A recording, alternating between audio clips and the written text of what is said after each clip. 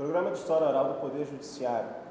Entrevista número 164, realizada no dia 21 de março de 2018, no antigo Palácio da Justiça. Entrevistado de hoje, o desembargador José Carlos Murta Ribeiro. Boa tarde, excelência. Boa tarde. Passar a palavra inicialmente ao desembargador Ronald Valadares, coordenador do Programa de História Oral. Por favor, desembargador. Desembargador José Carlos Murta Ribeiro, em nome de todos os membros da comissão que cuida da preservação da memória do Tribunal de Justiça do Estado do Rio de Janeiro, eu tenho o prazer de dar boas-vindas. Obrigado. A Vossa Excelência nesta reunião de hoje. Eu sou coordenador, como disse o Gilmar, do trabalho de memória oral. É um trabalho que o tribunal se empenha muito em mantê-lo bem organizado, mantê-lo em dia com os vultos do Tribunal de Justiça, porque, na verdade, o elemento humano do Tribunal de Justiça é o material mais importante que a Justiça tem. De modo que nós somos contemporâneos de uma mesma fase do Poder Judiciário, sabemos bem que devemos manter para o futuro, as gerações que vêm, a história de algum tempo que, sem dúvida, regeu os atos do Poder muito Judiciário. Importante, isso é importante, muito importante para a própria evolução do Poder Judiciário. De modo que nós fazemos isso aqui com muito cuidado. O Gilmar é um elemento que nos ajuda aqui sobremaneira nessa Perfeito. tarefa, e ele tem testemunhado que há procura dessas entrevistas que são feitas pelos membros do Poder Judiciário com muita frequência. As pessoas, os advogados, os estudantes de direito, vêm querendo saber, mas eu quero ver a história do desembargador fulano de tal, do juiz fulano de tal, o que ele deixou registrado aqui de interessante. Muito bom isso. Então, aqui nós Foi uma muito boa ideia de vocês. Desses valores que viveram e vivem, né, o Poder Judiciário do Rio de Janeiro, com essa finalidade de preservação. Muito bom. Então, nós temos muito prazer em que o Excelência... Prazer é meu. A Excelência que foi presidente do Tribunal de Justiça, a Excelência que é filho de ex-presidente do Tribunal de Justiça. É, um fato ímpar na nossa história. Tem, sem dúvida nenhuma, uma significação muito grande. Eu, pessoalmente, tive o prazer de conviver, durante o trabalho, durante 30 anos, talvez mais, de trabalho lado a lado aqui na Justiça do Estado, e que me tornei, além do mais, além de colega, um amigo. Sem dúvida. Especial. Dileto amigo você. Companheiro de velhas batalhas, inclusive esportivas. Do futebol, do nosso time de futebol. Defendendo aí isso aí. O time da magistratura do Estado do Rio de Janeiro. E somos ainda de coração tricolor. Claro, sempre, sempre. Nas três cores do Fluminense. Então, é muito prazer em recebê-lo aqui conosco. O Gilmar tem ali um certo roteiro. Ótimo. A Vossa Excelência vai ficar inteiramente à vontade. Não, vamos seguir o roteiro, que é sempre bom. De amigos aqui, de pessoas que trabalharam pela Justiça e que vão deixar algum testemunho nesse sentido. Eu tive a oportunidade de ver, desembargador Murta, e Vossa Excelência já prestou uma declaração. Já, com a Luiz César, no tempo de Luiz César, presidente da Alçada Criminal. Mas isso já faz algum tempo, e sobretudo foi antes do seu período presidencial. Perfeito. Então nós queremos também ouvi-lo aqui, especialmente, as suas informações do seu tempo, do seu período administrativo. É bom que isso fique marcado para a nossa história. Pois não. Vamos aí. Então, estou à disposição de vocês. Vai dar uma abertura ali de perguntas, mas você vai ficar inteiramente à vontade para falar. Não, é melhor seguir um roteiro, porque o roteiro nos baliza o entendimento, não é? É sempre bom. Diga lá, Gilmar. Excelência, como o desembargador Ronald acabou de afirmar, nós procuramos, nesse roteiro, explorar aspectos que foram pouco explorados na entrevista que o senhor deu há quase 10 anos atrás, ao programa. Isso. E um pouco mais sobre o período da presidência. Mas antes, para tentar traçar um perfil do senhor, nós gostaríamos que o senhor contasse um pouco da sua origem, da sua infância. Não tenha dúvida. Né, no antigo Distrito Federal. Isso. Eu nasci aqui no Rio de Janeiro, sou carioca da Tijuca. Nasci no Hospital Evangelista há 76 anos atrás. Meu pai veio do interior de São Paulo como promotor de Garça, fez o concurso, primeiro concurso público da magistratura na capital da República, que era o Rio de Janeiro, Distrito Federal, e eu já nasci aqui em 1941. Então, eu sou carioca da Tijuca e sempre vivi aqui no Rio. Nunca vivi fora do Rio de Janeiro. A minha vida toda foi pautada aqui no Rio. Fiz os meus estudos no Colégio Santo Guido Fongalan, quando era no primário. Depois fiz o ginasial e o clássico, assim se chamava o segundo grau naquela época, no Santo Inácio. De lá eu fui para a PUC, da PUC, me formei na PUC.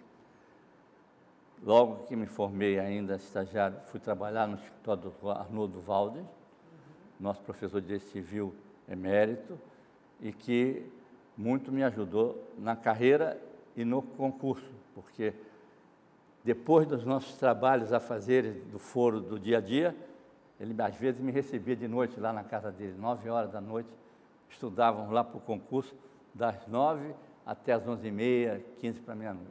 Então, a minha formação de vida física toda no Rio e de formação também toda no Rio de Janeiro. E a minha formação, ela é, pelas características dos colégios que eu cursei, jesuítica, não é? Eu fui sempre aluno dos jesuítas, do Santo Inácio e da PUC. E me marcou isso, imprime em caráter. Eu sou um católico, apostólico romano, praticante, vivo a minha religião com muita fé e, por isso, Deus tem me permitido, graças a Ele, a chegar aonde eu cheguei. A minha posição para ser juiz veio cedo, porque o meu pai era um entusiasta do Poder Judiciário. E eu via os trabalhos, muitos trabalhos que tinha em casa. Meu pai trabalhava muito, sábado, domingo e tal. E eu vi aquilo e falei, mas meus filhos, por exemplo, não quiseram ser juiz porque diz que juiz trabalha muito, é melhor ser advogados. Mas eu sempre gostei e falei, eu ainda vou ser juiz.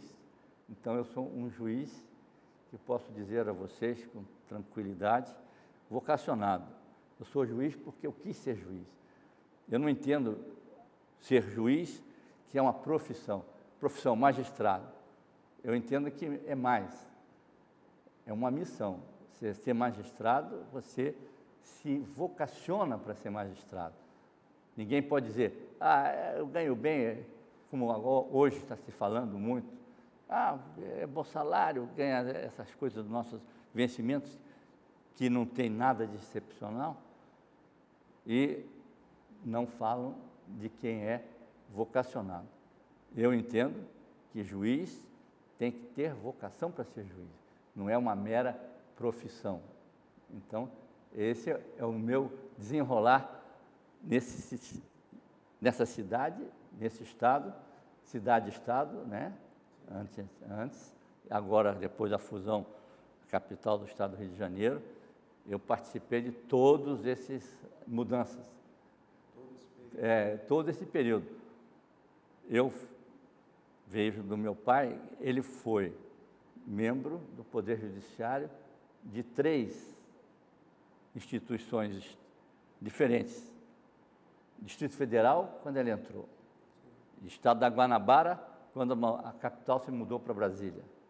E do estado do Rio de Janeiro, quando se fez a fusão. Portanto, ele foi membro de 3 estados da federação no mesmo lugar. E eu participei disso tudo, porque aqui sempre vivi. Mas o senhor, só uma dúvida.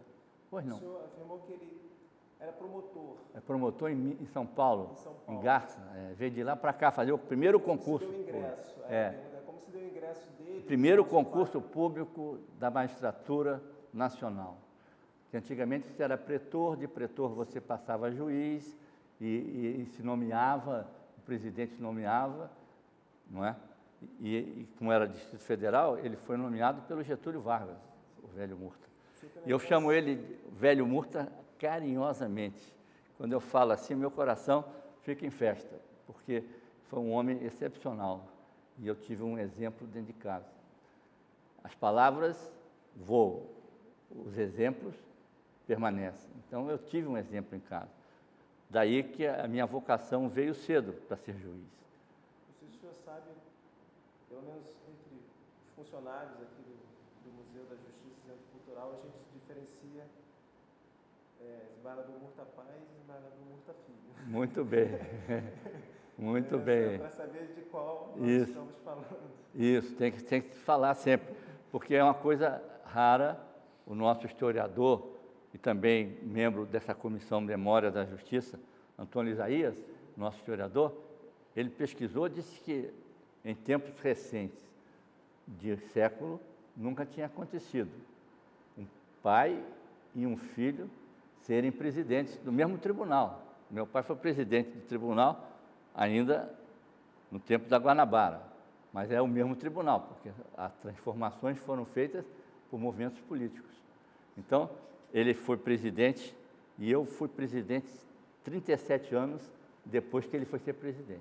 Ele foi presidente em 69, 70 e eu fui em 2007, 2008 presidente. Então, há que distinguir presidente Murta Ribeiro pai, presidente Murta Ribeiro filho. E o nome Murta Ribeiro, que na linguagem militar se chama nome de guerra, é muito forte, porque eu sempre fui conhecido também como Murta Ribeiro. Os colegas mais perto, como o nosso querido Ronald, falavam Murtinha. Eu gostava muito porque distinguia, não é? O Murta Ribeiro pai e o do Murta Ribeiro filho. Mas ambos, sem dúvida, juízes vocacionados na carreira da magistratura. Vossa Excelência tem lembrança de quando ocorreu esse primeiro concurso para a magistratura do qual vosso pai? Foi em 1940. 1940. Antes de eu nascer. Quando eu nasci, meu pai ainda não era juiz, ele foi nomeado em 41, 18 de agosto, aniversário da minha mãe. Ele veio, fez o concurso, ficou esperando a nomeação e foi nomeado pelo Getúlio Vargas. Aqui tem, no nosso frontispício, aqui nesse andar, um busto dele, que o Isaías colocou quando eu fui presidente, por esse fato inédito de pai e filho serem presidentes do mesmo tribunal. E ele tem um documento lá em casa, ainda temos, que a nomeação dele foi feita à mão pelo Getúlio Vargas. Porque você sabe que essas coisas políticas é complicado um pouco. E o Getúlio era um homem muito sério nesse aspecto. Então, ele perguntou, mas quem teve as melhores notas, quem teve a melhor posição no concurso? Ah, foi esse promotor de São Paulo e tal, mas ele não é conhecido aqui no Rio e tal. Tinha gente de famílias famosas aqui do Rio, não é? E ele, então, falou, então é esse que eu vou nomear, José Murta Ribeiro. Então, nós temos a nomeação do meu pai pelo fato de Getúlio Vargas tê-lo escolhido pessoalmente para ingressar na magistratura. E comigo foi uma coisa não igual, mas parecida um pouco, porque foi em época de Brizola, quando eu fui para o Alçada. O governador Brizola, ele tinha posição política contrária ao governo central de Brasília. Quando o presidente vinha aqui, ele viajava. E eu fiquei 45 dias para ser nomeado no Alçada. E fui nomeado em Nova York, porque ele foi para Nova York, o Brizola, nosso governador, para não se encontrar com o Figueiredo aqui. Ele não queria receber o Figueiredo. Então, ele foi para Nova York. E vai aquela coisa, quem é que vai? Nomeia um, nomeia outro, você foi nomeado, não foi? Foi um período difícil, 45 dias. Mas, afinal, falou para o desembargador Wellington Pimentel, que era o presidente do tribunal da época, que foi também da Gama Filho, como meu pai. Meu pai sempre o ajudou na carreira também. O Dr. Wellington Pimentel recebeu um telefonema do Brizola, lá de Nova York, falou, olha, pode falar para o seu afilhado que ele foi nomeado. Isso pro alçada. Então, nós temos essas peculiaridades que a gente não conhece, as pessoas não conhecem, mas que dizem muito da coisa que você almejava. A gente sempre almejava progredir na carreira. E isso foi o que aconteceu. Isso foi em 1986. É, por aí. Nas nossas pesquisas, desembargador, Pois não. nós levantamos que o senhor teve uma experiência, antes de ingressar na magistratura, como funcionário da Justiça Eleitoral. Ah, fui. Eu fui PJ 7, 8 e 9 da Justiça Eleitoral. Foram onde que eu comecei na minha vida pública. De magistratura foram 37 anos. Mas somado os 7 anos, 8 anos mais ou menos, não sei quanto fiquei lá no eleitoral, dá mais de 40 anos de justiça. E eu entrei como funcionário, auxiliar judiciário PJ7 do Tribunal Eleitoral. Na época em que o TRE não era essa potência que é hoje. Era pequeno e a gente, quando trabalhava lá, até urna eu carreguei nas costas, que a eleição era feita com cédula. Eu fiquei funcionário na primeira zona eleitoral, onde hoje a Emerge. Fiquei lá muitos anos. Depois, passei para o Centro de Estudos Políticos, CEP, fundado pelo querido e hoje falecido Dr. Fonseca Passos, embaixador, que o filho é o presidente eleitoral. Também aí temos repetido o mesmo fenômeno. Murta Ribeiro pai, Fonseca Passos pai, Fonseca Passos filho, Murta Ribeiro pai, Murta Ribeiro filho. O atual presidente do Tribunal Regional Eleitoral, não é? É o nosso querido Fonseca Passos. E eu fui trabalhar com ele lá no Centro de Estudos Políticos, fiquei lá há muito tempo, e de lá é que eu vim para a carreira judiciária, né? Embora exercesse também a advocacia, que lá, por ser funcionário, eu era impedido na Justiça Federal, mas não era impedido na Justiça Estadual. Quando o senhor ingressou no TRE, né, já havia concluído já o seu curso... Não, foi antes, eu era funcionário ainda. Então o senhor conciliou o estudo... Conciliou, por quê? A função pública com a função privada de advogado, porque era possível. Isso também é um detalhe interessante de se referir. A minha primeira causa foi uma causa para mim próprio, quando eu tive que fazer um recurso à OAB Federal, porque a OAB Regional me negou a inscrição como advogado. E eu, para me tornar advogado, tive que recorrer a Brasília, lá para, então, o Conselho Federal me dar a minha inscrição como advogado cumulativo com a Justiça Eleitoral. Eu fiquei impedido de trabalhar na Justiça Federal, um impedimento legal, mas com possibilidade de trabalhar na Justiça Estadual. Daí que eu trabalhei 5 anos, antes de ser juiz, com o doutor Arnoldo Valdes. Foi uma escola maravilhosa para mim também, porque, além de grande advogado, ele era um grande professor.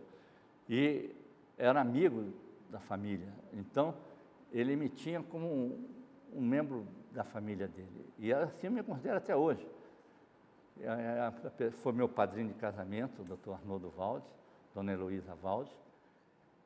É um casal que eu admiro muito e amo muito, porque foram pessoas que me ajudaram a crescer profissionalmente. E foi difícil conciliar os estudos na faculdade com o TRE? Não era muito difícil, porque eu estudei na PUC de manhã. O horário da PUC acabava a aula às 11 horas. Então eu começava meio-dia no eleitoral, ficava até o horário final no eleitoral. Então não foi difícil conciliar os horários. E como se deu o ingresso de Vossa Excelência na magistratura? Foi no antigo estado da Guanabara, né? Foi no antigo estado da Guanabara. Eu fiz 2 concursos. É outra peculiaridade que eu gostaria de ressaltar aqui, porque é importante que se dê a seriedade que é o concurso nosso. Eu fiz um primeiro concurso, meu pai era o presidente do tribunal. Aí, a boca pequena, a maledicência do fórum, não é? Falou, o filho do presidente vai passar no concurso. Já não precisa nem fazer prova, já está passado.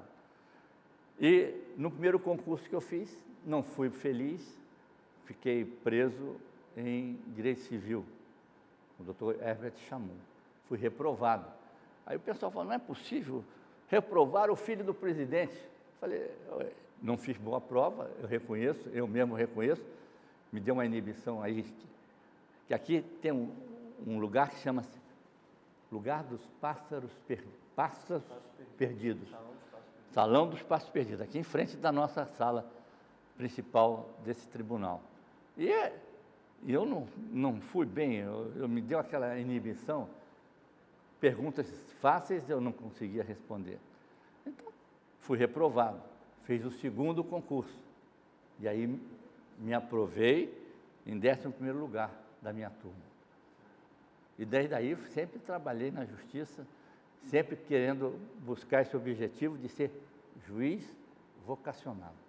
Mas o senhor começou como juiz substituto. Substituto, foi. Em 1973, Isso, 73 isso, a 79. Isso.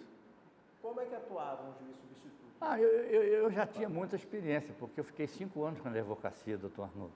Então, esse foro aqui, meu, era conhecido. E comecei também a estudar Direito Penal junto com meu pai, para dar aula com ele, porque ele foi diretor da faculdade, depois foi reitor da universidade, e eu fiquei na Gama Filho como professor 29 anos. E, então, eu tinha muita facilidade na matéria criminal, porque era professor já assistente do pai, e fui para a 19ª Vara Criminal. A primeira vara que eu assumi foi a 19ª Vara Criminal. E fiz a audiência lá de trânsito. A primeira audiência que eu fiz foi um trânsito. A trombada de automóvel, aquela coisa, quem era o culpado, responsável e tal.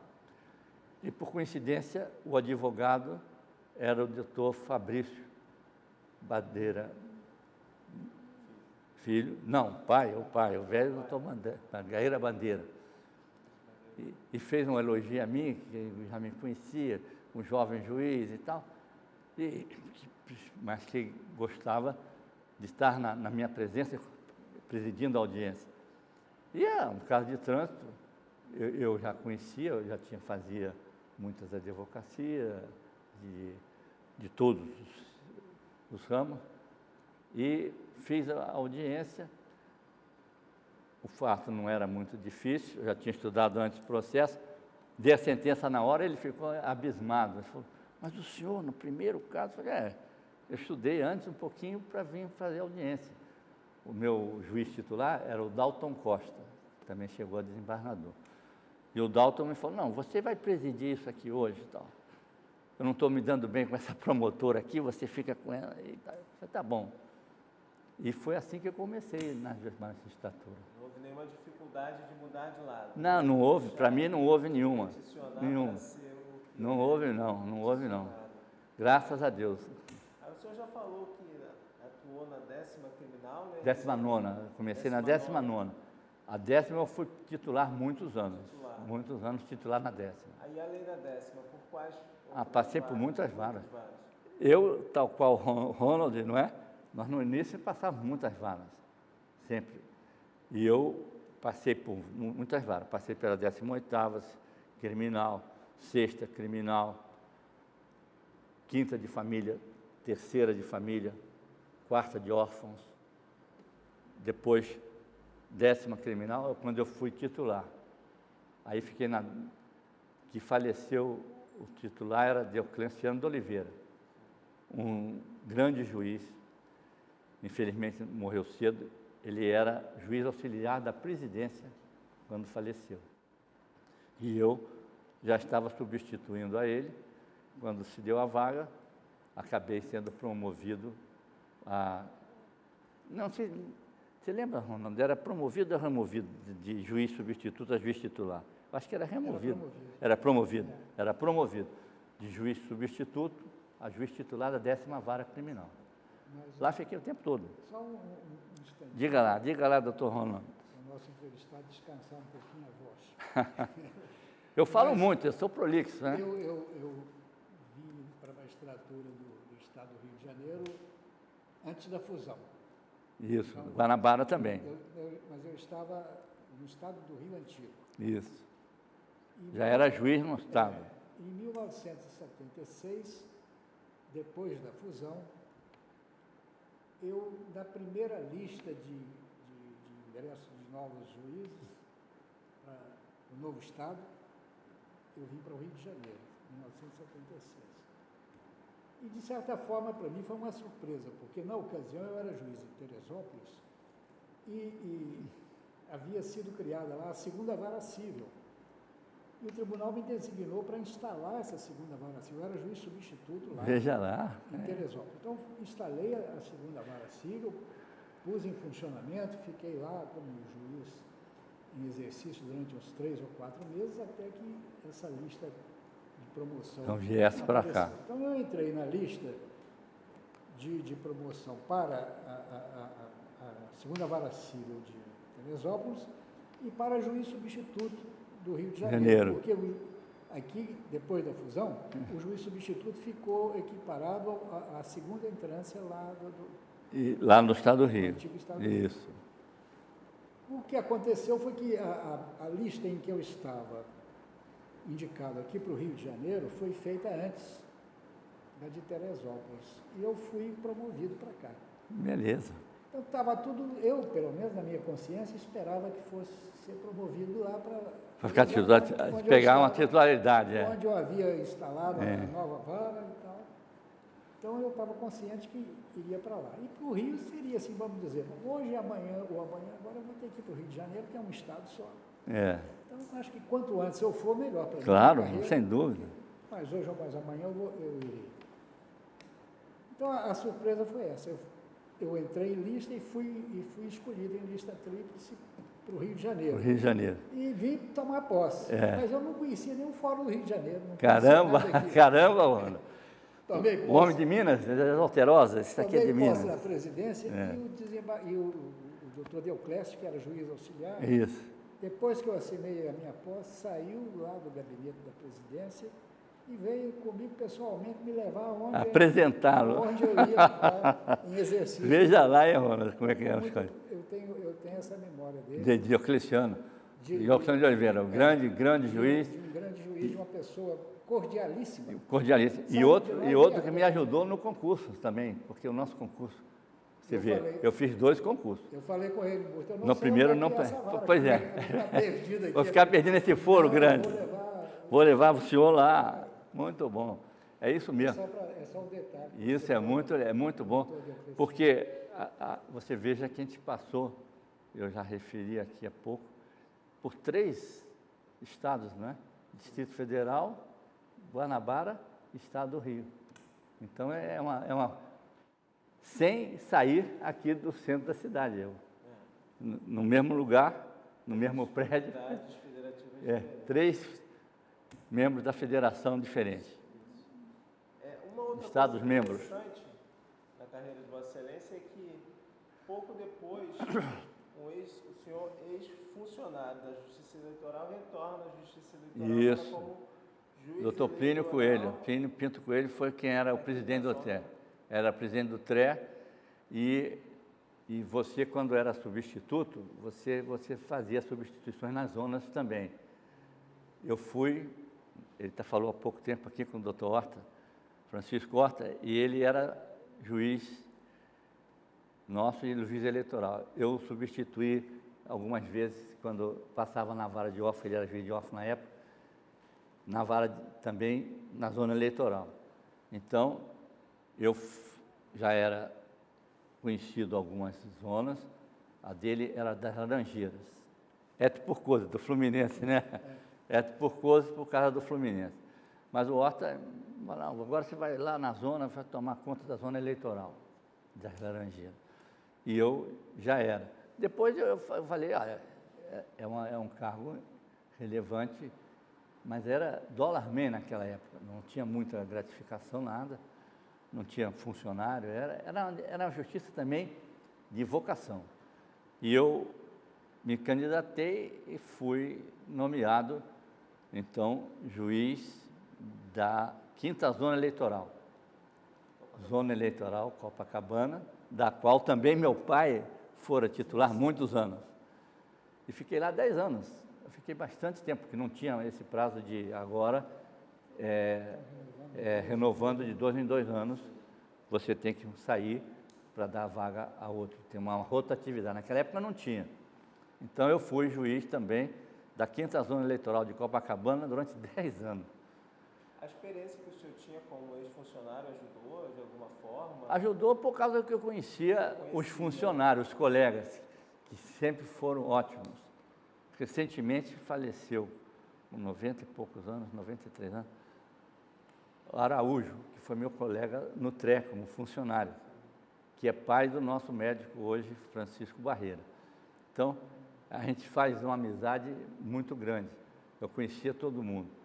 Lá no Tribunal Eleitoral, nós tivemos um funcionário, Silvio Anecchini, era o diretor-geral, a quem meu pai chamava de um dos melhores funcionários públicos que ele já conhecera. Silvio Anecchini ficou diretor-geral por várias presidências lá.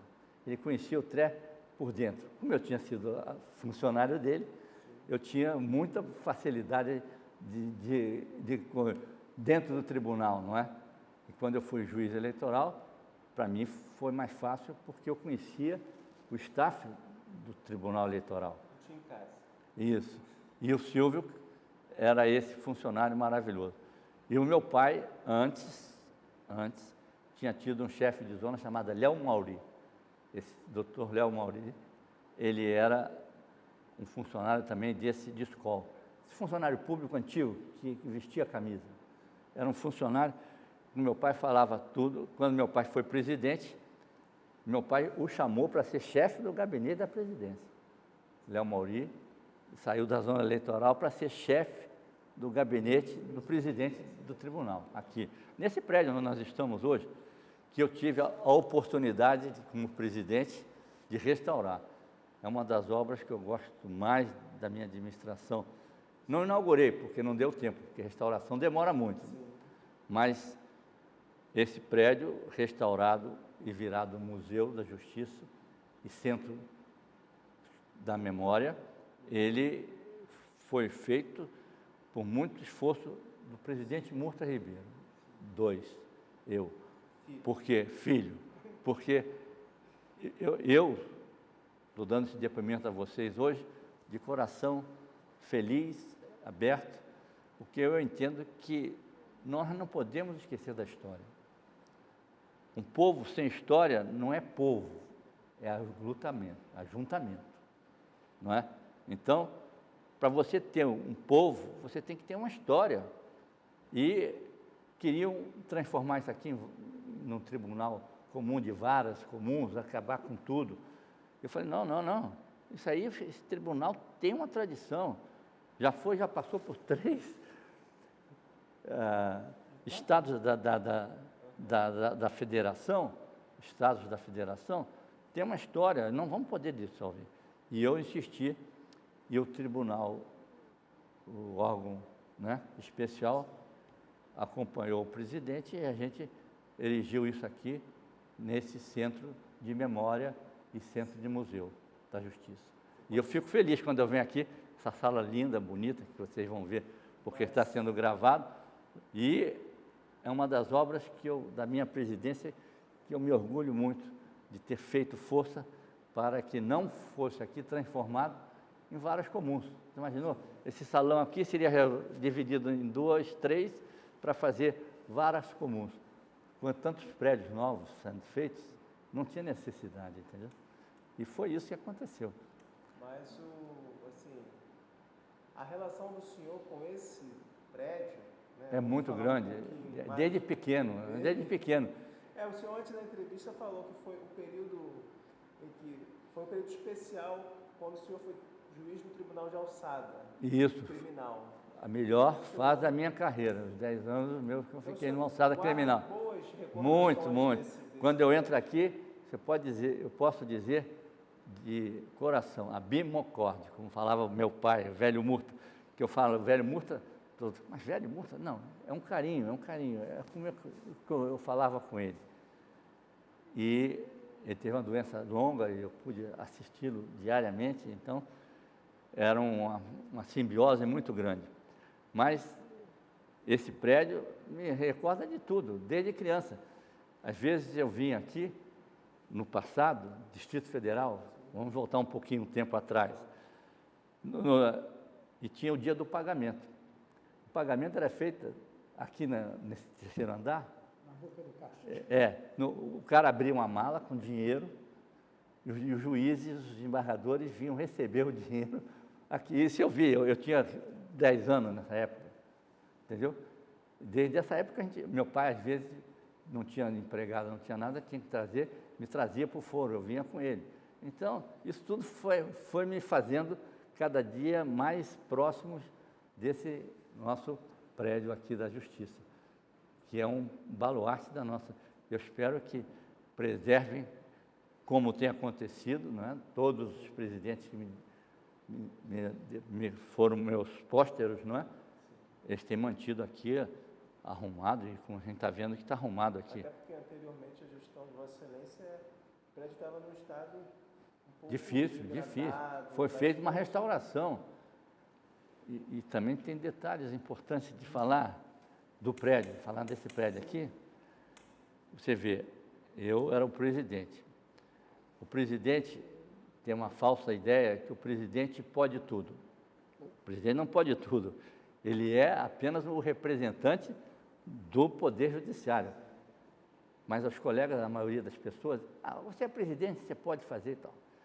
E na questão das obras, restauração. Restauração são poucas as firmas que querem fazer, e veio a iluminação, acredito eu, de Deus para a minha administração. Como tinham as obras para terminar, falei, eu não vou inventar roda, não vou querer criar coisas mirabolantes. Vou terminar o trabalho do meu antecessor, do embaixador Sérgio Cavalieri, do meu outro antecessor, que foi Marcos Fávia, e na sucessão. Eu tive um período, graças a Deus, de círculo virtuoso. Não é como era agora, não estava na falência, o Estado estava muito bem. O primeiro governo do Sérgio Cabral foi um governo efetivo, bem feito, graças a Deus, junto comigo. Então, o que me deu a ideia de fazer? Antes de fazer qualquer licitação, essas coisas, eu fazia a licitação e mandava ao Tribunal de Contas para saber. Aqui fizemos 3 ou 4 orçamentos, porque ia para o Tribunal de Contas batia assim, não, isso aqui está superfaturado, desembargador. O presidente Nolasco, lá do Tribunal de Contas do Estado, falou, não, esse orçamento aqui está muito alto, não podemos aceitar, o senhor tem que ver aqui, isso aqui, então vamos fazer de novo. Eu fazia nova licitação. Foram feitas 3 ou 4 licitações para chegar ao justo preço, e a companhia que estava fazendo de engenharia as obras para nós, nos fóruns, ela aceitou de fazer a restauração também. E foi feita a restauração. Mas sempre com o aval do Tribunal de Contas do Estado. Eu nunca avancei em nada, nem quis inventar nada na presidência. A minha presidência, graças ao bom Deus, ela transcorreu muito tranquila, sem surpreender ninguém, e com muita segurança nessa questão financeira para não haver dúvida. Tanto que as contas foram aprovadas sem problemas. Como o senhor mesmo já começou então a falar, né, Vossa Excelência foi presidente do Tribunal de Justiça no biênio 2007-2008. Isso. Né? Quais foram os ideais que nortearam e quais foram as realizações? As realizações... Você podia pegar esse livro aqui para mim? O relatório. Esse. Aqui está um resumo do trabalho do desembargador Murta, presidente de 2007-2008. Relatório de atividades biênio 2007-2008. Esse livro ficou sendo feito durante os 2 anos da presidência pela chefe do meu gabinete, ela colecionando os dados, tudo. Então, eu posso dizer a vocês que quem queira o detalhe da administração Murta Ribeiro, é só buscar esse relatório de atividades biênio 2007-2008, que eu peguei agora na biblioteca, que está na biblioteca nossa, para poder trazer a vocês dados concretos da nossa administração. Aqui tem tudo que se foi feito e tudo que se buscou fazer de melhor. O mote fundamental que eu propus a mim mesmo é o humanismo. Ou seja, eu sempre privilegiei as pessoas e não as coisas. Então, na minha direção, todas as divisões do tribunal que vieram da reforma mínima que foi feita pela Fundação Getúlio Vargas eram funcionários de carreira. Todos os diretores da minha administração, salvo meu secretário particular na presidência, que é meu maior amigo e meu maior irmão, um amigo-irmão, não é? Que o nosso Lucas dizia, o amigo é o irmão do acaso, desembargador Lucas Alves de Brito, José Lucas Alves de Brito. Então, ele falava assim, o amigo é o irmão do acaso. E esse era meu irmão, é o único. O resto, todos os diretores. Eu tinha a Fundação Getúlio Vargas já vindo de 3 administrações anteriores. E a Fundação Getúlio Vargas é uma referência nacional em questão de gestão pública. Então, eu tive a felicidade de ter um plano estratégico colocado por eles, cumprindo isso, valorizando as pessoas dentro de um humanismo, que eu sou humanista. Eu entendo, até pela nossa religião, que quem é importante são as pessoas, não as coisas. As coisas vêm por acréscimo. Então, na presidência, eu dei maior importância às pessoas, fiz um time muito bom, todos, graças a Deus, vestiram a camisa do presidente, e foi uma administração que recebeu um beneplácito da sociedade, dos advogados, dos funcionários e todos. Por quê? Porque eu procurei fazer a coisa mais séria possível, sem inventar nada, seguindo um plano estratégico que me foi fornecido pela a Fundação Getúlio Vargas. E aí, então, facilitou tudo. O governador Cabral, no início da sua administração, ele fez um muito bom governo. Eu assisti muitas coisas políticas, não é? Porque o presidente também tem essa representação política do poder. Eu estive muitas vezes com ele e me surpreendi muito quando, no segundo governo, aconteceu o que aconteceu. Hoje, nosso governador, ex-governador, está em dificuldades, né, políticas e de justiça, não é? E me surpreendeu muito, porque com nosso trabalho conjunto foi muito bom. Ele aceitou muitas vezes minhas sugestões na questão das parcerias públicas e privadas, porque é interessante você participar do poder. Você chegar número 1 é muito bom. Chegar ao número 1 de um universo de tantos juízes, 800 juízes hoje, não é? Somos quantos? Você sabe bem? Eu também não sei o número exato, mas é perto de 800 juízes hoje. Na época seriam 600 e pouco. Você ser número 1. Mas a ideia da cabeça do presidente não é o presidente resolver tudo por ele. Ele tem que ter também assessoria, tem que ter prudência, não é? Tem que ter segurança. E foi isso que eu fiz. Graças a Deus, quando eu deixei a presidência, fui parado por um advogado, um velho advogado, que nem sei se é advogado. Aqueles advogados antigos que eram rábulos, né? Que nem eram, não tinham rábulos. Ronald era do meu tempo. Então, ele chegou, doutor, eu preciso falar com o senhor. Eu falei, o que foi? O que é, doutor? Prazer em revê-lo.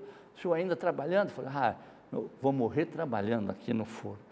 Eu adoro o foro, eu venho aqui sempre. Eu queria dizer uma coisa ao senhor. Um velho advogado, que não conhecia, não era meu amigo, nada, me parou no corredor do foro, falou, olha, o senhor foi um presidente diferente um pouco. O senhor foi um presidente que não surpreendeu ninguém. O senhor está saindo como entrou.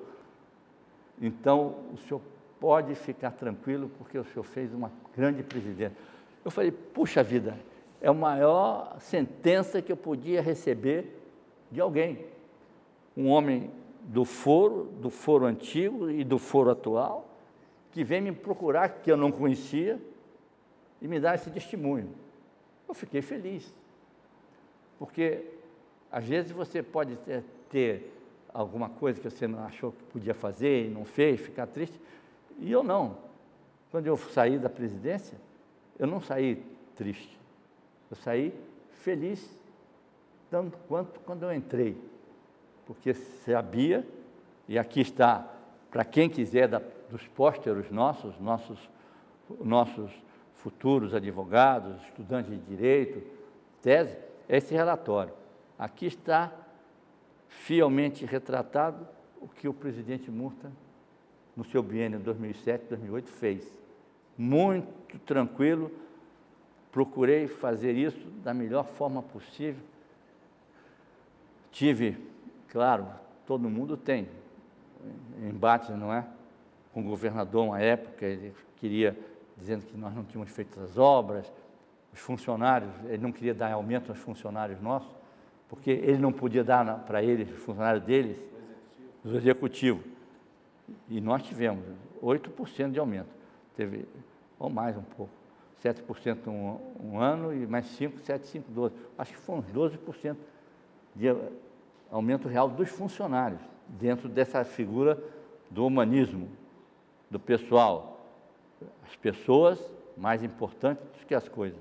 Então, nesse problema, eu tive um embate com o governador sério, porque eu queria dar o aumento aos meus funcionários, que estavam trabalhando direito, e ele falava que eu não podia dar, porque a Caixa é única. E eu falei, não é Caixa única, o senhor deu orçamento, está dentro do meu orçamento, eu posso dar esse aumento de 7% para os meus funcionários, mas eu não posso dar para os meus. Eu falei, mas é outro poder. Não, aqui é Caixa única. Eu falei, não é Caixa única, nós temos a independência, a autonomia financeira. Eu não posso pagar salário com o fundo, né, especial, porque não é função, o fundo é só para as despesas materiais. Aí tive uma herpes zoster, não sei nem se vocês sabem o que é isso. É uma doença da pele em que os nervos vêm para afloram a pele. Ficam as manchas vermelhas, uma coceira, dói um pouco. Fiquei todo marcado.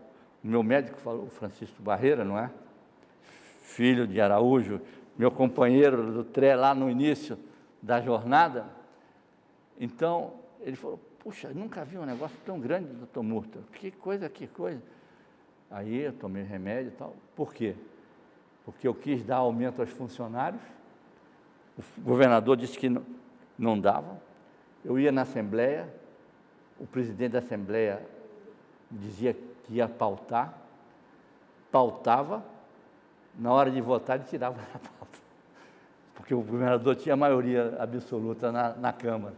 Sofrimento danado. Mas isso são percalços, você assume os bônus e os ônus. Fazem parte do trabalho feito.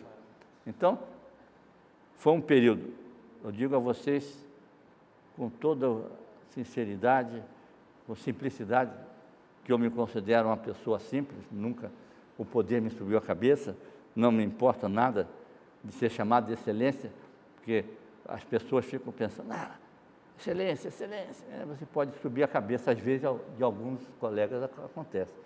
A mim, graças a Deus, nunca aconteceu. Eu sempre fui Dr. Murta Ribeiro, um homem tranquilo, sereno, que buscou, na vocação que teve, fazer o melhor possível para o tribunal.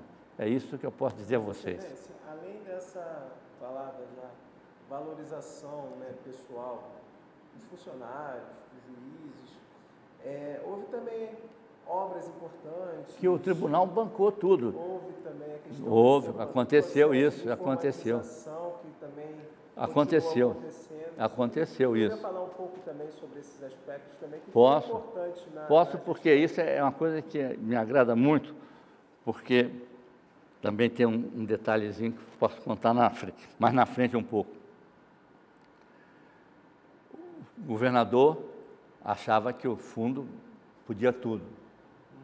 Ele queria que eu pegasse os funcionários. Eu falei, eu não posso pagar funcionário com fundo, porque o fundo tem lei, foi criado por lei para atos de custeio. Eu não posso botar o dinheiro da verba do pessoal. Não podia. Mas eu falei, mas eu vou fazer uma parceria com o senhor. Nós somos poderes autônomos, harmônicos, independentes, mas o que o senhor precisar de mim, eu farei obra, mas farei obra no sistema do tribunal, não obra do sistema do governo estadual. E foi o que aconteceu. Eu fiz a obra do sistema judiciário. A obra do judiciário era uma divisão de engenharia, DEGENG, que pagava obra feita. Ou seja, a gente fazia o orçamento, fazia a licitação, quem ganhou a licitação fazia as obras, vários fóruns no interior, não é? Que estavam em andamento, uns que eu comecei, e feito o orçamento, tem o plano da obra e a gente paga por etapas, e pagava em dia. Então, o grande motivo de quererem fazer obra para o judiciário era esse. Nós tínhamos dinheiro, pagava em dia. Mas obra... Concluída a etapa... etapa por etapa. E aí chega o momento que eu falei com vocês. No Natal, eu fiquei nervosíssimo. O governador me chama no palácio e falou, o Tribunal de Justiça está em débito aqui com nossa atividade, não cumpriu o que foi acordado. Eu falei, governador, não é possível isso. Levei o meu engenheiro-chefe, não é? Da Departamento de Engenharia, e fomos lá para o Palácio. Foi uma noite daquelas difíceis do presidente. Estou eu lá, eu e o meu engenheiro-chefe, de repente, o que acontece? Vem o governador, junta todo o secretariado dele e fala, olha, o senhor não está fazendo as obras que prometeu, eu estou aqui em dificuldade. Falei, governador, o tribunal cumpriu tudo que nós combinamos. O Instituto Médio Legal ali, perto não, aquele ali da Praça da Leopoldina, foi feito por nós. Várias delegacias legais foram feitas por nós. O prédio lá do Fórum de Niterói, não é? Que nós tínhamos que construir um terreno, porque ali tinha muitas, né? Tinha um ML lá, tinha delegacia, tinha que derrubar uma delegacia, mas tinha que comprometer, fazer outra delegacia, tinha uma delegacia de patrimônio, uma dificuldade danada. Mas fizemos o prédio, ficou pronto na minha gestão ainda. Construção, né? Do Fórum de Niterói. O Fórum a cidade do Fávea, qual é? Você lembra? Foi feito também por nós. E vários fóruns no interior, Iracema. Então, vários fóruns no interior eu complementei. Volta Redonda, ali Barra Mansa, tudo isso, mas sempre nesse sistema de fazer a obra por etapas no que está planejado. E nesse dia que ele reuniu todo o secretariado e a mim, ele falou, mas as obras não foram feitas. Eu falei, olha, está enganado.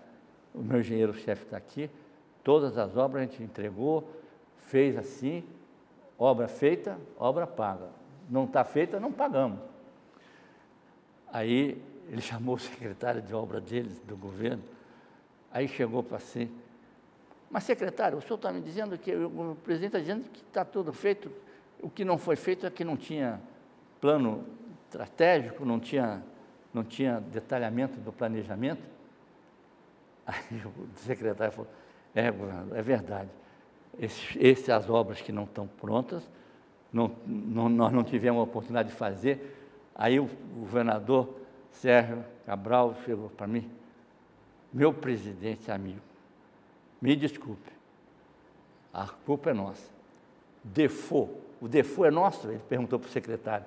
Aí o secretário falou, sim senhor, nós não fizemos o planejamento e não tem plano de obras pronto. O que o tribunal prometeu fazer, fez. Rapaz, foi um silêncio lá do secretariado e eu respirei. Isso foi próximo do Natal, no fim de dezembro. Já na final da administração, ele cobrando de mim que eu estaria em mora com o governo. E eu falei, não estou em mora. Por quê? Porque sempre tinha o planejamento antes. Então, tudo que foi feito com obra verdadeira, a Delegacia Legal da Barra, outras delegacias na zona da Leopoldina, o Fórum de Niterói, o Instituto Médico Legal, tudo isso o tribunal parcerou com ele. Até aquela coisa da Bangu 8, né? Quem fez o presídio Bangu 8 e quem fez aquela radiografia que tem, não é? Que era a entrada agora de fazer a radiografia, para não precisar fazer a vistoria, a revista pessoal, foi o tribunal que fez. Era uma parceria pública-privada e a parceria pública-pública entre o governo e o tribunal. Fizemos muitas obras para o governo. Daí que eu digo a vocês que eu estou feliz de estar aqui nessa sala, que eu ajudei a preservar. Estou feliz de ter sido presidente, porque pude dar de mim, numa área que não é nossa, muito de administração, o juiz não é um administrador, mas na época nós tínhamos a Fundação Getúlio Vargas conosco. E a Fundação Getúlio Vargas é especialista em gestão pública. Foi ela que nos deu o plano estratégico que eu segui. O senhor acha que foi importante, porque como o senhor mesmo falou, a FGV, né? A FGV. Algumas gestões sim. assessorando. Vinha dos meus antecessores. Quais foram os benefícios assim, do senhor? Porque você trabalha seguro. Quando você tem um plano, você executa o plano, tem etapas que são cobradas. Aprendi uma coisa que eu nunca soube, aprendi, e é uma frase muito simples e que ajuda muito. Lá o professor da FGV estava aqui conosco, participava de reuniões, eu fazia reuniões mensais ou bimensais de todas as nossas divisões. E eles descreviam o que estavam fazendo, né? Todas as divisões, de pessoal, de obras, a da informática. Então, tudo isso era feito dentro de um planejamento geral. E esse professor que estava aqui conosco falou para mim, desembargador, administrar, se o senhor quiser uma síntese, muito síntese, é planejar e cobrar. 2 verbos. Planejar e cobrar. E foi isso que eu fiz. Porque um especialista, professor emérito de administração, me dá essa orientação, eu tenho que aceitá-la. E foi o que eu fiz. Entendeu? Todo mês se cobrava. Uma coisa, eu fiquei muito feliz, é o pai do ministro Marco Aurélio Belize, é o senhor Sebastião, que trabalhava conosco no controle do fundo, da arrecadação das custas. Ele veio da Quibon, de uma empresa privada. Ele fechava o caixa diariamente das custas. Era um trabalho imenso, mas seguro. Você não tinha medo, porque você tinha o que estava ali, era real. Controlado. Controle absoluto.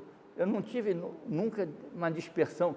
Eu não sei onde eu estou, o que aconteceu. Não. Foi uma coisa maravilhosa. Devo muito aos meus funcionários todos, meus diretores. Não vou citar porque eu vou me esquecendo de alguns. Mas está aqui no relatório. Então, eles todos me ajudaram. Tinha uma moça do pessoal, a Andréia, essa me lembro muito, porque ela estava todo dia comigo, quase. A Andréia, ela foi uma diretora de pessoal buscando a meritocracia, não é?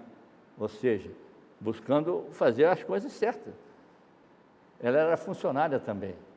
Ela tinha passado por várias administrações. Então, ela veio para fazer o quê? O certo. E apertava os funcionários. O funcionário fazia falta, ninguém passava a mão por cima, não. Punia-se também. Mas primeiro tinha que saber o que aconteceu. Não agir de impulso.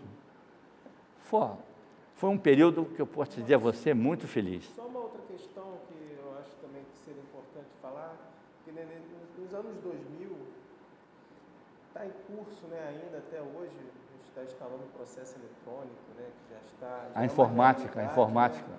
Essa questão da informatização dos trabalhos, dos serviços judiciários. Na época nossa, boa. Como é que o senhor vê isso? Para onde a gente está caminhando? Acho que agora eu saí já, parece que nada, já são 10 anos. 2008, 2018 são 10 anos, não é? Eu saí em fevereiro de 2009, é bem verdade, mas já quase 10 anos. Na nossa época de presidência, nós tínhamos uma divisão de informática do tribunal. Tinha um diretor que era funcionário nosso, o Jorge, estou lembrando o nome dele. Então o Jorge tomava conta da informática. E ele, como estava vivenciando o problema do Poder Judiciário, ele fez um planejamento muito bom da informática nossa. Tinha até no corredor ali, no prédio 0, na lâmina 0, uma coisa que as visitas eu levava lá para mostrar, porque eu tinha orgulho. O mapa das comarcas, a informação das comarcas em tempo real, de todo o estado, tem um estado lá, o mapa, e a informação do que estava acontecendo em todas as comarcas do estado. Você vê longe, né? Itaperuna é longe, lá Campos é longe, e tudo, Angra dos Reis, tudo isso. Tudo atualizado pelo sistema. No sistema. Você via no estado, lá o que estava acontecendo, o movimento judiciário, o tempo do processo, a demora do processo. Meu antecessor, o Sérgio Cavalieri, falava muito de fazer mais com menos. E o prazo dos processos, né? Está tudo aqui muito bem detalhado. Agora perderíamos tempo em procurar. Gestão do conhecimento, aqui a estatística, o tempo dos processos. Ó, distribuídos 487.062 processos, julgados 424.808. Isso tudo num programa de informatização feito pelo Jorge e pelos nossos funcionários, que dava 87% de julgamento aqui. Foi no ano ou foi em todo o período? Não, em vários períodos. Aqui, ó, 2008, aqui é 2007, 2008, 522.721 processos distribuídos, julgados 416.761. Processos cíveis distribuídos e julgados, 2007 e 2008.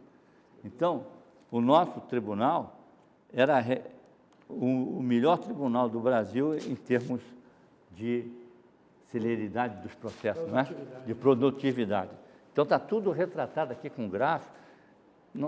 A televisão aí não pega, né? O filme. Mostrar. Pega? Hein? Está vendo? Os gráficos. Esses gráficos demonstram a produtividade do tribunal, que sempre foi excelente. Uma das melhores do país. E também eu tive a felicidade de ganhar o 5º prêmio Inovare. Esse aqui está agora na 15ª, não é? Inovare. O 5º foi um trabalho de um funcionário nosso que mandou o trabalho dele para lá e ele recebeu. Aí eu aqui com o Gilmar aqui, ó. Então, a informática para nós sempre foi muito importante. Depois que eu saí, eu não sei, parece que houve uma terceirização, que não deu certo, não voltaram atrás, eu não sei como está hoje. Mas na época era muito preciso e eu vou dizer a vocês também uma confidência, que nós estamos aqui, uma conversa amigável que a memória do tribunal está me proporcionando. Eu também tive a oportunidade de fazer o primeiro leilão da folha de pagamento. Então, eu fiz aquela questão da lei. Camada de preço? Camada de preço, não, como quando você... É o que mais frauda. Como é que chama? Licitação, não. Quando você chama todo mundo para oferecer. Tomada de preço? Tomada de preço. E aí vieram os bancos. Caixa Econômica, Banco do Brasil, Itaú, Bradesco e tal e coisa. Aí eu chamei todo mundo, estava lá no gabinete, e foi um interesse doido, porque a nossa folha é bem substanciosa. E o Bradesco deu o menor preço. Mas o Banco do Brasil não se conformou de perder e fez um recurso lá para o Conselho Nacional da Magistratura, dizendo que tinha que ser banco público e que não podia ser o Bradesco e tal. Aí eu fui em Brasília várias vezes por causa desse processo, que eu queria o quê? Maior remuneração para nós, para o tribunal. Isso era fonte de arrecadação extra. Aí o que aconteceu? Brasília lá, o Conselho, acabamos perdendo por 2 votos. Mas os votos vencidos eram muito mais substanciosos do que o voto vencedor. E, quando voltou a decisão, já estava quase no fim do governo meu, né? Aí, o Banco do Brasil quis pagar o que ele achava que pagava. Mas aí o Conselho obrigou o Banco do Brasil a pagar o que o Bradesco ia pagar. E ele foi uma vitória pífia, não é? Porque ele teve que pagar, desembolsar aquilo que o Bradesco... E isso foi uma fonte extra de renda para nós. Foi um episódio da minha presidência também. Então, tudo isso ficou muito retratado, é muito trabalho. Quem pensa que o presidente do tribunal é só honrarias, e tem muita... Aqui eu trouxe vários jornais, botam estampa você fica uma pessoa pública muito exposta, não é?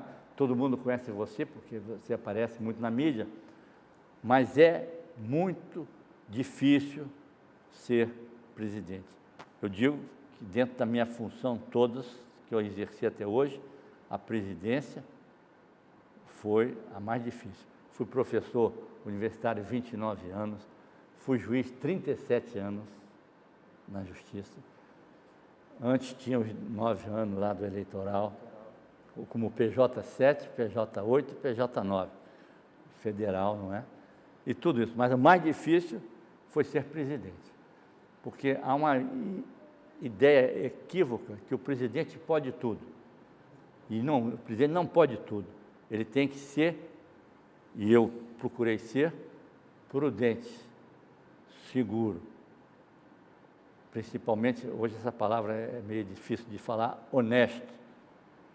Nesse fenômeno da corrupção generalizada no Brasil, você tem que ser uma pessoa que busque fazer o bem comum. E eu tenho, desde que eu cursei a Escola Superior de Guerra, em 1980, ainda juiz, novo, bem novo, eu tenho como norte da minha vida pública o bem comum. Ou seja, eu não sou um gestor da coisa pública para mim, eu não sou dono do tribunal. Muitas pessoas pensam, o presidente vira dono, não é, não vira. Ele é um servidor qualificado. E ele tem que visar sempre o bem comum. Não é uma vantagem pessoal, uma vantagem de um amigo, não. Eu tenho que ver o global. E é o que eu sempre fiz. A minha vida toda. A Escola de Guerra me abriu a cabeça, um brainstorm que se chama, não é? Que abre a sua cabeça. Você trabalhando no Poder Judiciário, juiz e tal, você não vê as outras coisas. Na Escola de Guerra você vê o Brasil, conhece o Brasil. Eu conheci Tucuruí fazendo, eu conheci aquele vale lá de Cubatão fazendo, entendeu? Viajei o Brasil todo,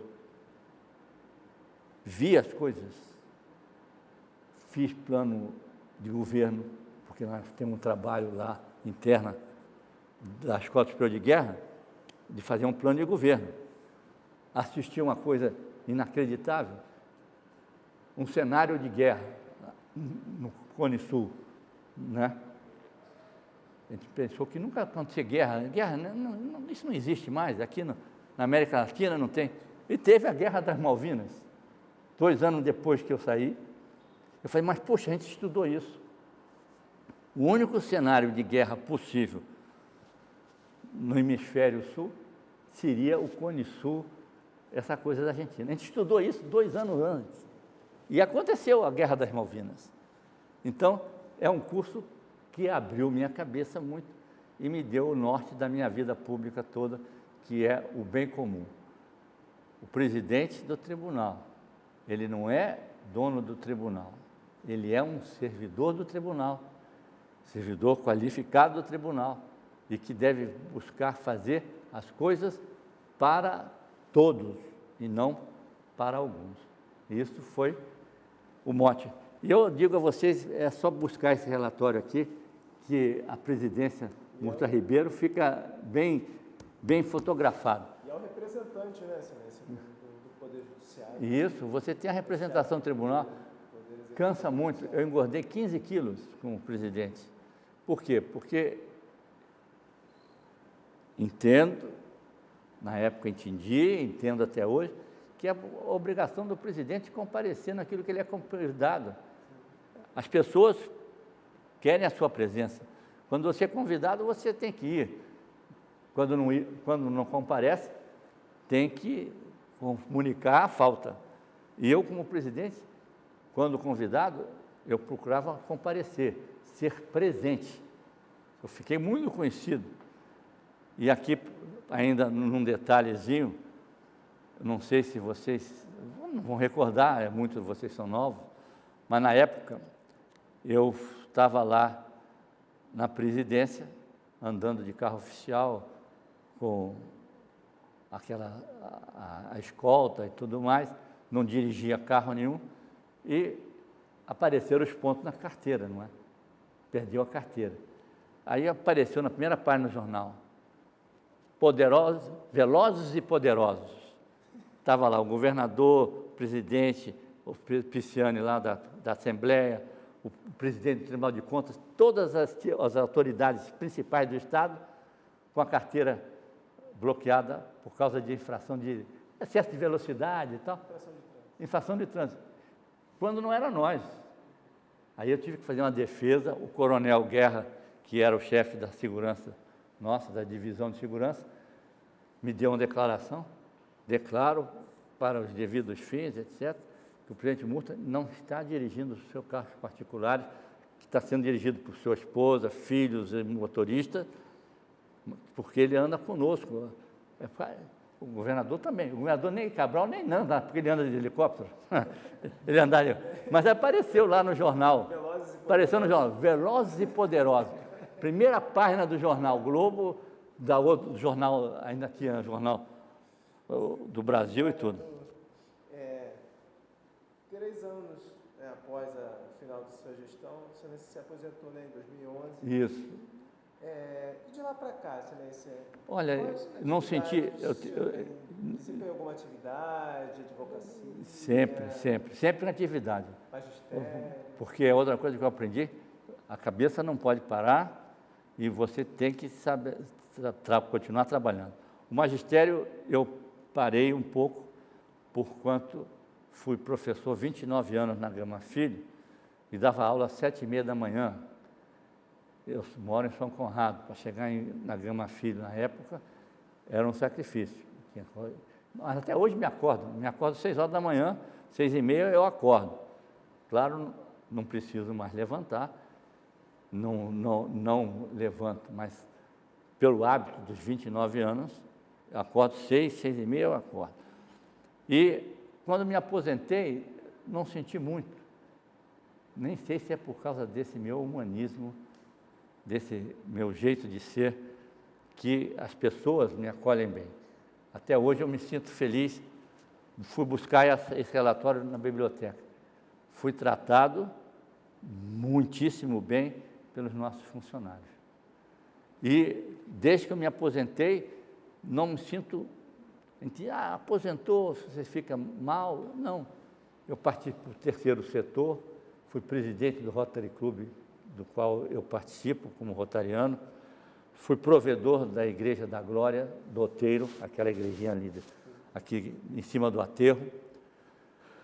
Sou consultor do escritório dos meus filhos, tenho 2 filhos advogados, eles trabalham, eu não participo da sociedade de advocacia, mas sou um consultor, um supervisor dos trabalhos deles.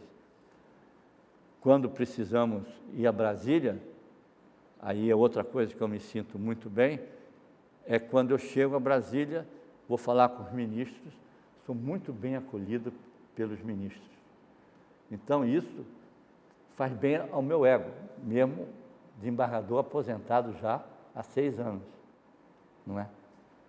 E não senti maiores dificuldades na aposentadoria, salvo essa necessidade de você trabalhar sempre, não pode parar de trabalhar. Então, eu ajudo os filhos no escritório como consultor, participo dessas terceiro setor de assistencial, não é? Fui provedor da Glória, agora sou procurador lá. Então, estou sempre... Hoje cedo, antes de vir para cá, tive uma reunião no Outeiro da Glória. Nós estamos em fase de mudança de inquilino lá, e eu tive que ir lá como procurador da assistência ao atual provedor, que é o Carlos Alberto Serpa da São Gran Rio. Ele só aceitou ser provedor se eu ficasse como procurador. Eu, claro, Serpa, vou ajudar. E estou ajudando a ele na administração do nosso Outeiro da Glória. É por isso que eu não senti muito a aposentadoria. Sempre ocupado, né? Sempre ocupado, não pode, e não se pode parar não, viu? Não se pode parar. Excelência, vou fazer a nossa última pergunta. Pois não, estou à disposição. Estou muito feliz de estar aqui com vocês hoje. Que após 38 anos dedicados à Justiça Estadual, inúmeras medalhas recebidas, né? Inúmeras homenagens. Muitas. Assembleia Legislativa, Câmara Municipal, a gente fez... É um sem número de medalhas. Fez um levantamento, mas eram muitas para a gente É citar, muito. Mas eu gostaria de perguntar qual foi o momento que o senhor julgaria mais marcante da sua carreira? Eu digo a você, com toda a pureza de alma, toda a sinceridade, eu nunca me deixei levar pelo inebriar do poder. Eu nunca fiquei pensando que aquilo é um incenso à minha pessoa. Eu sou, como disse, humanista. Penso nas pessoas como são as pessoas. Nunca tive o poder subindo a minha cabeça. Então, essas homenagens eu recebia como homenagem do tribunal. É o presidente do tribunal que está aqui, não é o Zé, posso dizer o apelido meu em casa, o Zeca Murta, né? Não é o Zeca Murta que está aqui. Aqui está o presidente Murta Ribeiro. Recebi homenagens várias da Marinha, da Aeronáutica, da Polícia. Uma coincidência, o chefe de polícia na minha época era um rapaz que era filho de um promotor que morou na mesma vila que eu, em Copacabana. Cruz Ribeiro. Então, José Carlos da Cruz Ribeiro. Então, meu xará também, José Carlos. Então, a mim nunca me importou essas coisas de receber essas medalhas, porque eu não as recebi como minha pessoa, eu recebi como presidente do tribunal. São muitas. Lá em Brasília tivemos várias homenagens lá. Eu sou daquela medalha do mérito da Justiça Militar, não é? Do Superior Tribunal Militar. O presidente lá era carioca, era meu amigo aqui do Rio. Então ele me deu a medalha do mérito judiciário militar, uma grande condecoração. A Marinha me deu todas os três níveis das condecorações da Marinha, eu recebi por causa da Escola Superior de Guerra. Os meus colegas, na época, coronéis e almirantes simples, viraram almirante de esquadra, então, eles também me homenagearam. Mas não era a mim, era o tribunal. E nunca me subiu o poder, graças a Deus. Eu dou graças a Deus de nunca pensar que aquilo sou eu. Eu sou importante. Não sou eu importante. O importante é o cargo que eu exerci e que exerci com a dignidade que meu pai me ensinou. Fico até emocionado. Vou falar do velho Murta aqui. Desembargador, antes de passar a palavra para o desembargador Ronald fazer o encerramento dessa entrevista, nós temos uma questão formal, né? Que, como o desembargador explicou, esse depoimento que nossos entrevistados prestam, eles são disponibilizados para o público. Não tem dúvida, claro. E nós precisamos saber se Vossa Excelência autoriza. Autorizo plenamente. Você doa esse depoimento que acabou de prestar para que ele possa fazer parte do acervo. Perfeitamente. E possa estar disponível a qualquer cidadão, qualquer pessoa. Perfeitamente. Autorizo com vontade verdadeira de fazer que os nossos pósteros saibam do que aconteceu no passado, porque não existe o presente sem o passado, também não existe o futuro sem o presente. Portanto, eu autorizo de coração e plenamente pelas leis brasileiras que vocês usem esse depoimento desataviado que eu fiz aqui, porque eu me senti tão à vontade que a coisa fluiu muito bem. Não é aquela rigidez, pergunta e resposta. Vocês me deixaram falar, eu até acho que falei muito, nem sei se falei muito, mas a verdade é que falei do coração e está mais do que autorizado a que outras pessoas procurem trabalhar para o bem comum. Excelência, muito obrigado. Obrigado eu pela oportunidade. Desembargador Ronald Valadares. Ronald, meu amigo tricolor. O Serviço de Preservação da Memória do Tribunal de Justiça está mais uma vez agradecido com a participação do desembargador Murta Ribeiro. Esse homem, como todos nós aqui presentes podemos ver e está consignado no seu depoimento, esse homem simples, esse homem direito, correto, honrado, chefe de família, de toda dignidade, um prestador de serviços ao bem público, que trabalhou em vários setores do Poder Judiciário, mas foi um juiz por excelência, e até um juiz na presidência do tribunal, porque a presidência é uma tarefa administrativa que foge por completo da vida profissional do magistrado, que o magistrado está ali fazendo justiça. Prestando a jurisdição. Fazer o bem a prestar jurisdição. De modo que é uma tarefa extraordinária, mas é uma tarefa que está consignada nas atribuições de um dos membros do Poder Judiciário. E ele fez isso tudo com muita dignidade, com muita honradez, com muita simplicidade. Foi um professor também de 30 anos de serviço. Enfim, um batalhador pelo direito e um batalhador pela causa da justiça. Muito obrigado. Então, o exemplo está aí. E a escola, muito obrigado pela oportunidade. E a escola, me permita, desembargador Murta Ribeiro, do velho Murta, isso. Com todo carinho, um carinho imenso, imenso. Está seguido aqui pelo filho muito digno do que é e valoroso membro do Poder Judiciário. Muito obrigado, desembargador. Obrigado eu só tenho a agradecer a oportunidade de deixar esse meu testemunho de vida simples, honrada, que sempre procurei ter. É isso que eu quero, nada mais, e espero que meus filhos continuem nessa seara. Muito obrigado ao nosso Departamento de Memória do Tribunal de Justiça e que esse trabalho de depoimentos orais continue por muito e muito tempo, porque é muito importante a história de um povo e a história de uma instituição, que é a nossa instituição, o Poder Judiciário. Muito obrigado pela oportunidade.